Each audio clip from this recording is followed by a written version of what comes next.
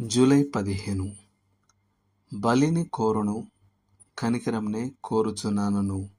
వాక్య భావం ఏమిటో మీరు వెళ్ళి నేర్చుకొనుడి. మత్తయి సువార్త 9వ అధ్యాయం 13వ వచనం.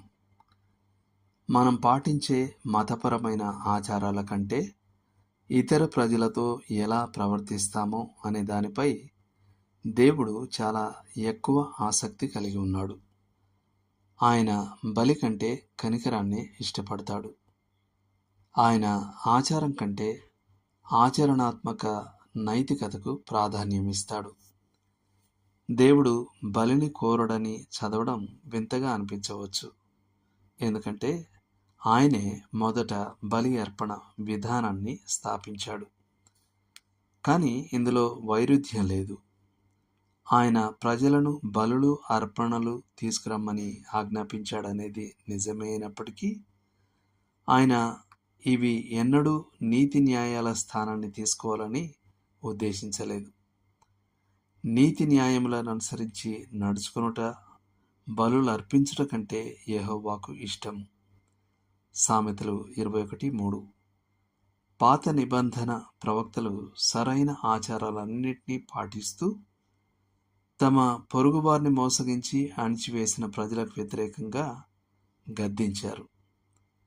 యెషయా వారితో, వారు దిక్కులేని పిల్లలను విధవరాండ్రను అణిచివేసినంత కాలం దేవుడు వారి దహన బలులతో మతపరమైన పండుగలతో విసిగిపోయాడని చెప్పాడు. యెషయా 1వ అధ్యాయం 10-17 వచనాలు. దేవుడు కోరిన వారి ఉపవాసం తాము చేసే పనుల్లో న్యాయంగా ప్రవర్తించడం, ఆకలితో ఉన్నవారికి ఆహారం పెట్టడం, బీదలకు బట్టలివ్వడం అని ఆయన వారికి చెప్పాడు. యెషయా 58:6-7 వచనాలు.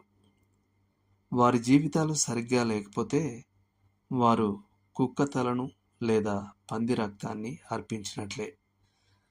యెషయా 66:3. ఆమోస్ ప్రవక్త ప్రజలతో, న్యాయం కనికరం ఒక బలమైన ప్రవాహంలా ప్రవహించే వరకు దేవుడు ఈ మతపరమైన ఆచారాల్ని ద్వేషిస్తూనే ఉంటాడని, అందుచేత వాటిని ఆపమని చెప్పాడు. ఆమోసు 5వ అధ్యాయం 21-24 వరకు. మరియు మీకా ప్రవక్త, ఆచారం కంటే వాస్తవికతను, న్యాయం, కనికరం మరియు దీనత్వం యొక్క వాస్తవికతను దేవుడు ఎక్కువగా కోరుతాడని హెచ్చరించాడు. మీకా 6వ అధ్యాయం 6-8 వరకు.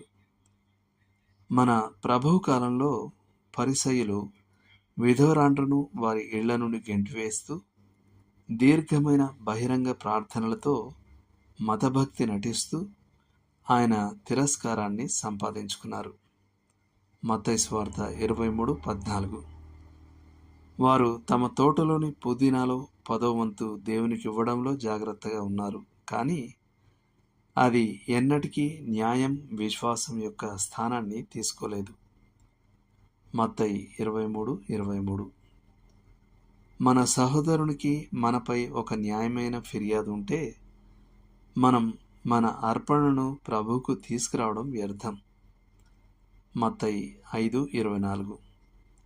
ఆ తప్పు సరిదిద్దబడిన తర్వాత మాత్రమే ఆ కానుక అంగీకరించబడుతుంది. క్రమం తప్పకుండా చర్చికి హాజరు కావడం, వారం మధ్యలో చేసే అవినీతి వ్యాపార పద్ధతుల్ని కప్పిపుచ్చలేదు. మనం సంవత్సరం పొడవునా తల్లిని ద్వేషపూరితంగా చూస్తూ మాతృ దినోత్సవాన ఆమెకు ఒక చాక్లెట్ల పెట్టె ఇవ్వడంలో ప్రయోజనం లేదు.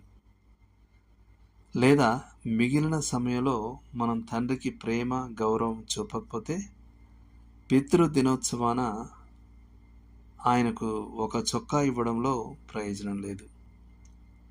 దేవుడు మోసగించబడడు.